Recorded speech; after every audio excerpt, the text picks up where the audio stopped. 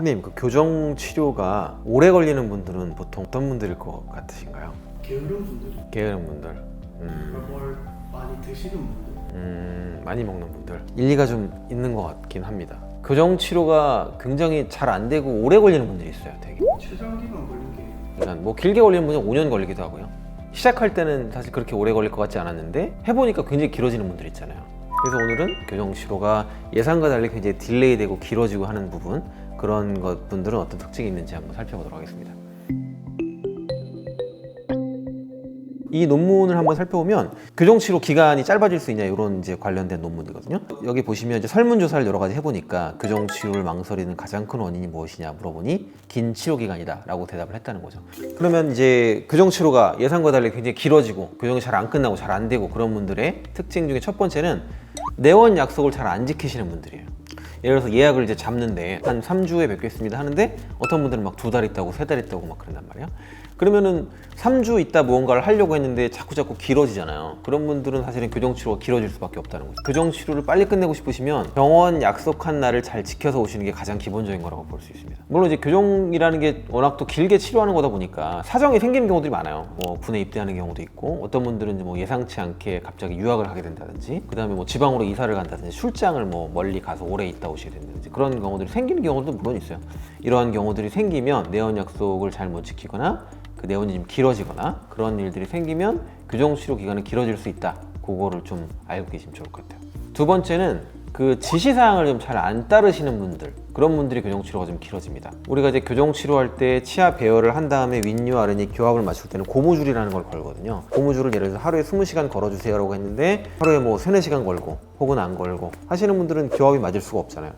그리고 예를 들어서 우리가 가철식 장치, 우리가 뺐다 꼈다 하는 장치들이 여러 가지가 교정치료 하다 보면 중간에 우리가 만들어서 사용하는 경우도 있거든요. 근데 이런 장치를 하루에 20시간 이상씩 껴주세요 라고 했는데 잘 안 낀다든지, 뭐 하루에 3-4시간 낀다든지, 그러면 사실은 이제 원하는 만큼의 치아 이동이 이루어지지가 않고 교정치료 기간도 길어질 수밖에 없어요. 제가 뭐에 비유하냐면, 우리가 몸이 아파서 병원에 가면은 예를 들어서 약 처방을 받고 하루에 3번씩 약을 며칠 동안 드세요라고 하는데 그거를 잘 안 먹는 거죠. 하루에 뭐 한 번 먹든지 안 먹는다든지 하고, 그러고 이제 병원에 가서 내 병이 언제 낫냐, 그러면 사실은 잘못된 말이잖아요. 그래서 이거하고 똑같다고 말씀을 드립니다. 그래서 교정치료가 제 시간에 끝나기 원하고 하시는 분들은 교정병원에서 얘기한 지시사항들을 잘 지켜주셔야지만 그런 것들이 원활하게 될 수 있고, 세 번째 특징은 안 좋은 습관들을 가지고 계신 분들이 교정치료가 좀 길어질 수 있습니다. 이건 이제 크게는 두 가지인데, 하나는 뭐냐면은 식습관, 안 좋은 식습관. 딱딱하고 질긴 음식이나 이런 것들을 주의하라고 말씀드리는데, 그런 것들을 너무 자주 드신다거나, 어떤 분들은 막 얼음을 깨물어 먹거나 그런 분들도 있거든요. 질긴 고기 같은 거 많이 드시는 분들도 있고, 그런 분들은 이제 장치가 떨어질 수도 있고요. 그리고 이제 와이어나 이런 철사들이 막 올 때 휘어 있는 경우도 많아요. 철사가 휘면은 사실은 치아 이동이 원활하게 될 수가 없거든요. 그래서 이런 안 좋은 식습관을 가지신 분들이 교정치료가 좀 길어지는 경향이 있는 것 같아요. 그 다음에 안 좋은 습관 중에 두 번째는 뭐냐면은 혀 습관이거든요. 혀. 이거는 조금 생소하실 수도 있는 부분인데, 이 어떤 거냐면, 이 사진을 한번 볼게요. 이 엑스레이를 보시면 왼쪽이 교정 전 환자분의 엑스레이고요, 오른쪽이 교정 후 환자분의 엑스레이거든요. 어떤 게 혀냐면 요게 혀입니다. 여기 보시면 요 라인이 있죠? 요게 혀고, 그 교정 전에는 이렇게 밑으로 좀 내려와 있죠, 혀가. 그 다음에 두 번째는 혀가 이렇게 올라가 있죠. 입천장에 차 있잖아요. 요게 혀가 위치가 이렇게 바뀐 건데, 어떤 게 맞는 혀의 위치냐면 오른쪽이 정상적이고 맞는 혀의 위치예요. 왼쪽처럼 혀가 이렇게 떨어진 분들은 보통 어떤 경우에 생기냐면 혀내밀기 습관이라고 해가지고요, 혀가 침을 삼키거나 아니면 평소에 자꾸 앞으로 나와서 아랫니를 앞으로 미는 그런 경향이 있는 분들이에요. 그래서 이렇게 왼쪽처럼 우리가 교정 중에 이렇게 혀가 자꾸 밑으로 처지고 혀를 자꾸 내밀고 하시는 분들은 교정치료가 길어질 수 있습니다. 자, 왜 그런지 한번 살펴보면, 이 환자분 예를 한번 좀 살펴볼게요.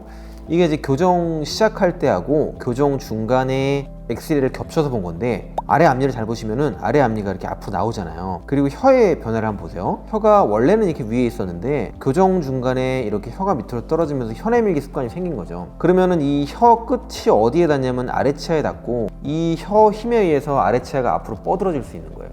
그래서 이러면은 앞니가 없던 개방교합이 생기기도 하고, 아래 앞니가 뻗치니까 그걸 또 고쳐줘야 되겠잖아요. 그러면 사실 이런 것들을 고치는데 시간이 또 걸리죠. 교정치료 기간이 길어질 수밖에 없어요. 이 혀 습관, 혀를 자꾸 내밀고 혀를 밑으로 떨구는 그런 습관들이 왜 교정 중간에 이렇게 문제가 되냐면, 우리가 이제 치아가 있으면은 그 치아와 잇몸 사이 이런 치주 조직들이 이렇게 좀 있는데, 이런 것들이 교정 중에는 이가 움직이기 때문에 일시적으로 파괴가 됩니다. 그리고 이제 치아 이동이 멈추면 다시 또 생성되고, 이런 것들이 교정치료 하는 동안에는 계속 일어나는데, 그 말은 무슨 말이냐면 뭐냐면은 교정 중간에 치아를 밀면 정말 치아들이 그쪽으로 움직일 수 있다는 거예요. 그래서 교정 전에는 이런 혈액밀기 습관이 결정적인 영향을 안 주던 분들일지라도 우리가 이제 교정 중간에 이가 움직이면서 이런 치주 조직들이 파괴가 된 상태에서는 혀를 내밀고 혀로 치아를 밀고 하면은 정말로 치아들이 움직일 수가 있는 거죠.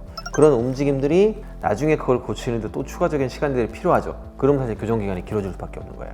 그럼 이 혀를 어디다 둬야 되느냐? 요 사진 한번 보시면 우리가 이제 입천장 주름이라고 하는 데가 있습니다. 이 위치하에 보시면은 오돌도돌하게 좀 나와 있는, 혀로 만져보시면 그렇게 올록볼록 나와 있는 부분들이 있거든요.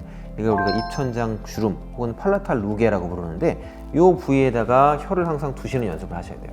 그리고 만약에 이게 어딘지 정확하게 잘 찾기가 어렵다 그러시는 분들은 뭘 하냐면 우리가 팝핑이라고 하는데 우리 혀를 이렇게 튕겨보는 거죠. 혀를 튕겨보시면 혀 끝이 그 팔라탈 루게 부위가 딱 닿으면서 혀 튕겨지는 소리가 나거든요. 그러니까 혀를 튕겨보시고 그 튕겼을 때 혀가 닿는 그 위치에 혀를 대시고 침을 삼키시고 하는 습관들을 가지시면 되는 거예요. 그리고 이 혀가 올라가는 것들이 자연스럽지 않다. 그럼 의도적으로 우리가 혀를 자꾸 올리는 연습들을 수시로 해주시는 게 좋습니다. 교정이 오래 걸리는 분들의 특징 네 번째는 뭐냐면 이 교합력, 씹는 힘이 너무 세거나 너무 약하거나 하신 분들은 또 교정이 오래 걸리는 경향이 있어요. 첫 번째, 교합력이 너무 센 분들은 보통 이제 턱이 좀 발달된 분들이 많거든요. 턱이 좀 강하게 생기고 턱 근육도 좀 세고 그런 분들이 많아요. 그 평소에도 이를 꽉 물고 계신 분들이 많거든요. 이 교합력, 씹는 힘이 그 치아가 이동하는 걸 방해하는 경우가 많아요. 그리고 이제 아까 말씀드렸지만 씹는 힘이 세니까 식사시나 이런 것들을 하면서 이제 장치가 망가지고 그런 경우들이 또 동반되는 경우들이 많고, 그런 원인 때문에 또 교정 치료 기간이 길어지고 그런 경향들이 좀 있는 경우들이 많이 있습니다. 그래서 이런 분들은 어떻게 하면 도움이 되냐면 턱 근육의 힘을 줄여주는 턱 보톡스를 맞는다든지, 혹은 오히려 이런 분들은 인비절라인 같은 장치가 좀 도움될 수가 있어요. 인비절라인 장치는 우리가 교합면을 이렇게 감싸기 때문에 이가 서로 물리는 거를 좀 막아주거든요. 우리가 보톡스를 맞는다든지 혹은 인비절라인을 한다든지 이런 치료들이 조금 더 도움이 될 수 있습니다. 그 다음에 반대로 두 번째는 교합력이 너무 약한 분들이에요. 이런 분들은 대부분 이제 턱이 좀 작고 턱이 왜소한 분들이 많고, 그 다음에 이제 씹는 힘도 좀 약한 분들이 많아요. 그리고 식사할 때도 밥을 좀 많이 안 씹고 어느 정도 씹고 그냥 바로 넘겨버리고 이런 분들이 많거든요. 이런 분들은 또 왜 교정이 오래 걸리냐면 우리가 교정 치료를 끝냈을 때 교합을 좀 잘 맞춰주고 끝내려고 하는 경우들이 많아요. 근데 이제 이렇게 턱 힘이 너무 약하고 하신 분들은 이에 맞물림을 만들어주기가 굉장히 어려워요. 보통 우리가 교합을 맞출 때는 고무줄을 걸어가지고 위아래 이를 이렇게 맞물리게 하게 되는데, 교합력이 너무 약한 분들은 이를 어떻게 물지를 몰라요. 그리고 보통 이를 입을 자꾸 벌리고 있고 하기 때문에 이들이 딱 맞아 들어가는 그런 것들이 굉장히 약합니다. 그러다 보니까 이를 딱 이렇게 맞물리게 해놓고 교정을 끝내려고 하는 것까지 가는 시간이 굉장히 길게 걸리는 경우들이 많이 있어요. 그럼 사실 교정 치료 기간이 또 길어질 수 있습니다.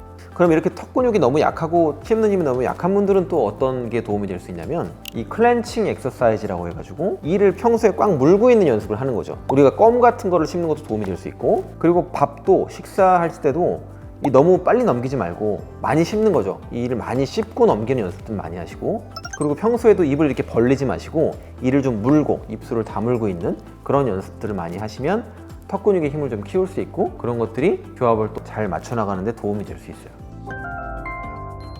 그래서 오늘은 교정 치료가 예상보다 많이 길어지는 분들의 특징에 대해서 살펴봤고요. 우리가 이제 교합력이나 이런 것들은 사실은 어느 정도 우리가 노력으로 극복할 수 있는 한계가 있다고 하지만, 그 외의 부분들은 사실 보통 노력하거나 하면 다 지금 말씀드린 부분 다 지킬 수 있는 부분들이잖아요. 오늘 말씀드린 이런 부분만 좀 잘 지키셔도 예상보다 너무 교정 치료 기간이 길어지거나 그런 것들은 많이 없다라고 이해를 하시면 좋을 것 같고요. 그 교정하시는 분들 모두 이런 이제 부분들을 잘 신경 쓰셔가지고 빨리 교정을 끝내실 수 있기를 바랍니다.